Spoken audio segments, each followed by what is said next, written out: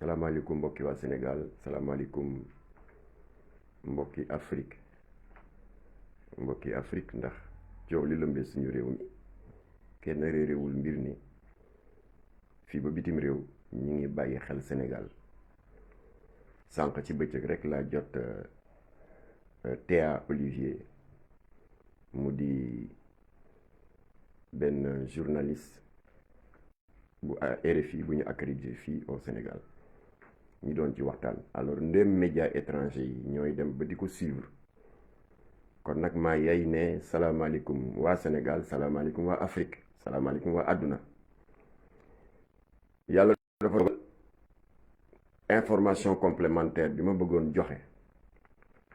ci démarche yi nga xam ne ñun ñu ngi ko doon def ngir dox tànku jàmm ci diggante soxna Adji Sarr ak ki mu tuumaal di Ousmane Sonko. précision bi ma ciy dolli mooy ñun pour wujje ak avocat yi suñu kuréel bi ñu tuddee le collectif des religieux pour la préservation de la paix civile buñ la ne kan moo ko jiite bu ñu ne abbé Jacques Seck rek normalement xel wal na dal ndax abbé Jacques Seck symbole bi mu représenté ci dëkk bi en tant que éminente personnalité de l'église ku dégg turam rek sa xel del dal ndax liñ ko xamee ci dëkk bi moo di dox tànku jàmm moo di yore pusoom di ràbb diggante yi. abbé Jacques Seck nag li tax mu jiite kuréel bi c'est très simple mooy bi nga xamee ni assemblée nationale mu ngi examiner la requête du parquet bi doon sàkku ci pencu ndawu réew mi pour ñu teggi immunité parlementaire Ousmane Sonko mu di malaanu kiiraay bi ndax yoon mën a am accès ci moom. kenn réerewul mbir ne à chaque étape dafa doon jur jiixi jaaxa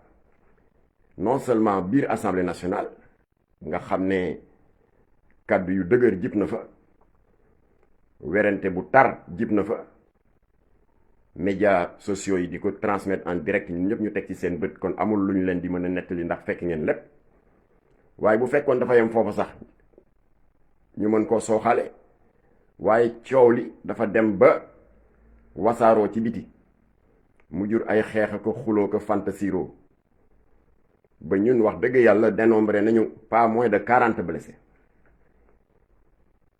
et un blessé très grave moo di le jeune Boubacar Ba nga xam ne jàppante yi amoon fii ci Bignona ci lañ ko gaañ-gaañ bu metti ba docteur yi ne nañu loxo ko ñu amputé ko ñu mujj ko dagg. waaw est-ce que nag ñun am nañu droit di seetaan ba jékki-jékki dootul yem sax ci ku ñu amputé loxo waaye ñu naan bakken rot na ci ñun amuñu boobu droit ba noppi nag ñu wëlbatiku nag bëgg def rolu naafeq bii bàyyi jaan di romb ba noppi ngay jël yat di dóor ci watat bi mooy li tubaab di wax naan jouer le rôle hypocrite du médecin après la mort amuñu boobu droit. waaw looloo taxoon nag ci benn émission ci Walf ci la idée bi jibe ba ñu génne ci plateau bi fii dañuy waxtaan tëjuñu sax ci bureau fii ñu taxaw nii rek séance tenante kàddu yëpp maase ne waruñu yem ci théorie rek ginnaaw bi nga xam ne justice sa ngi def liggéeyam am na loo xam ne justice mënu ko mu di conséquences yi dossier en la stabilité sociale avec la paix civile qui est en danger alors ñu ne kon warutooñ yem ci théorie ak i plateau télé rek war nañu wàcc sur le terrain dox tànku jàmm tout en laissant la justice poursuivre son travail loolu na leer. alors moo tax nag ma bëgg a leeral ni comme que démarche la ñuy def ci wàllu médiation wolof di ko wax dox tànku jàmm. médiation balaa muy am crédibilité ñi ko ŋànk dañu war a tëdde njaaxanaay waa kon jaadu na bu ñu gisee Ousmane Sonko ba noppi ñu dem gise ki mu joteel pas pour atte waaye pour ku nekk ñu mañ la sañ-sañ nga wax sa version. Ousmane Sonko def na ko pendant 1h30 mu ngi recevoir délégation bi fii ci këram le samedi 27 bii ñu weesu de 16h à 17h30 kon suñu waxtaan ak moom itteel na ko te jox nañu warma ak yar ak teggin waaye ñiy nëbb Adji Sarr nag ñu ngi koy rendre un très mauvais service boo xam ne vidéo bi may mettre en ligne tout à l'heure sama page Facebook dans 5 minutes danaa ci wax lu bari waaye kaddu yi ma yëkkati nag li ma ci jublu mooy ñun la ñu ragaloon am na président Ousmane Sonko jot na convocation bu juge d'instruction pour mu wuy ji suba ci àllarba ji di ñetti fan ci weeru mars loolu waxtaane woon nañ ko ci lël bi ñuy lëloo ak Ousmane Sonko le samedi 27 pendant 1h30 xool nañu toutes les éventualités dem wuy jeeg ñàkk dem wuy ji ba ñu waxtaanee Ousmane Sonko a été franc et sans tricherie bi mu ñuy expliquer raison yi tax mu contester la levée de parce que dafa wax ni procédure yi bu fekkee dafa jaar ci anam bu dëppoo ak yoon et que chaque étape saytu biñ ko war a saytu mu nekk lu impeccable moo xam bi requête bi egsee ci bureau assemblée nationale ba bureau bi pare jébbal ko la conférence des présidents ñooñu pare daal di ko jébbal l'étape suivante mu di la commission ad hoc ba ni séance plénière bi di amee le dernier mot expliqué nañu procédure bi ni mu ko gisee que c'est entaché d'irrégularité c'est son droit le plus absolu parce que sénégalais la comme ñun ay naataangoom député doon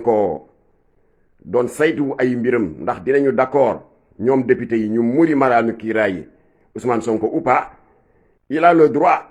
d'émettre un avis sur la conduite de son dossier de levée de son immunité parlementaire kon daf ko contester vigoureusement. Alors à demain s'il a été franc avec nous tam nous avons été francs avec lui maanaam ñaan nañ ko pour mu tenir en considération le fait que donte le contesté na procédure Assemblée nationale bi pour la levée de son immunité parlementaire pour mu jël en considération l'éventualité que malgré contesté na ko alors bu fekkee jébal nañ ko convocation qu'est-ce qu'il va faire loolu waxtaanee nañ ko ak moom ci biir waxtaan ba comme que délégation bi Abbé Jacques Seck jiite am na ci benn wax ne ay juriste lañ ñu daal di évoquer l'article 186 bu code pénal wala code de procédure pénale bi nga xam ne moo artu ci wàllu ku juge d'instruction convoqué nga lànk conséquence bi ñépp xam nañ ko mooy dañu lay jébbal lu ñuy wax mandat d'amener maanaam dañ koy jébbal takk der yi nga xam ne ñoo lay seet si pour def loolu tubaab di wax daal di la conduire manu militaire yi mooy neex naqari dinañ la yóbbu yooyu waxtaan nañ ko ak moom yamuñu ci loolu nous avons convoqué l'histoire ndax fàtte xadu fi 2001 lu mel ni daf fi amoon une affaire privée opposant rahmatullahi alayhi Khadim Bousso l'opérateur économique à une célèbre banque de la place moom tam ba ko yoon woowee dafa xaw a mel ni daf leen gàntal mandat d'amener dal di dikk ñu fekk ko fële ca Touba ca këram dajji bunt bi fekk ko ci chambre à coucher jàppante am fa jàppal bàyyi ñu jékki dégg balu fital bu ne tël ba ay soxnaam dawee ñëw fekk c'était trop tard Khadim Bousso tëdd na dans une mare de sang dal di seddu guy werante bi nag ñépp a dégg nañ ko am na ñu ne bavure policière la ndax dañu jot mandat d'amener ñoom takk der yi pour yóbbu ko mu bañ am na ñu ne Khadim Bousso moo faat boppam ce que la famille a rejeté ndax jullit la ku am imaan la taalibe Cheikh Ahmadou Bamba la kon xel demul ñu naan dafa xaru waaye li wóor ba wér mooy Khadim Boussa ñàkk na bakkanam, njabootam ñàkk nañ ko moom. convocation bu mu gàntal juge bi toftal ci mandat d'amener mooy jëli leen ko mu neex ko mu naqari moo jur loolu. yooyu yëpp waxtaan nañ ko ak Ousmane Sonko ci waxtaan boo xam ne nag waxtaan bu franc la, bu ouvert, ndax yàlla dafa dogal nitu diine moo jiite woon délégation bi muy Abbé Jacques Seck waar na ko ci wàllu diine. Diop moom itam waar na ko ci wàllu diine l'islam. bu ko defee ñu daal di war a tàggoo ak comment dirais-je Ousmane Sonko ginnaaw bi nga xamee ni ñun wax nañ ko suñu xalaat ak suñuy crainte. waaye man personnellement j'ai insisté nee ko na nga bàyyi xel ci sa image en tant que leader, en tant que parlementaire, en tant que républicain, en tant que légaliste. mu di du rafet ci sa image ñu ne convoqué nañ ko mu bañ, juge bi yebal takk der yi jox leen mandat d'amener, fekk nañ Ousmane Sonko ca këram pëmtee ko mënute ko toroxal ko. ma ne ko yooyu itam na nga ci bàyyi xel ndax tu ne le mérites pas. yooyu wax naa ne sa teg moom. léegi nag la ñu doon ragal am na, mooy convocation bi justice jébbal na ko Ousmane Sonko, ay avocat yi jox nañ ko ci loxoom. ba tax na suba incha allah ci àllarba ji di ñetti fan ci mois de mars ci la ñu woo Ousmane Sonko. la question qui se pose nag mooy est-ce que dana dem dal di wéer léppam ci yàlla, wala est-ce que dafay xëccoo ak ñoom ba mu nar a jur musiba. yàlla nañ ci yàlla musal, kenn ñaanu ko. ba ma laajee moom Ousmane Sonko su ma xalaat, parce que il a été franc et direct avec nous, ma ne ko ñun ñi nga xam ne société civile ak yeneen i kuréel ñoo xam ne c'est des sentinelles vigilantes de la démocratie, bu ñu nee Ousmane Sonko wuy ji na, ma ne ko yokkute lay doon ci yow, parce que dina tax citoyens yëpp ubbi seen bët nekk des sentinelles vigilantes, ne ko bàcc sur l'institution judiciaire ba xam dossier bi danañ ko jaarale ci yoon wala déet. waaye bu fekkee da nga lànk ñu pamte la yóbbu la, di nga jox bunt ña nga xam ne yéenew ñu la jàmm, dal di ne kii kat indi na beneen infraction, mooy acte de rébellion contre des agents des forces de l'ordre assermentés, mu daal di indi beneen procédure, nga daal di may saay-saay yi porox ndol la bu ñu yokkaate ay tuuma ci sa kaw. loolu moom moo ma laaj ma wax ko suma xalaat. léegi nag il a tous les éléments,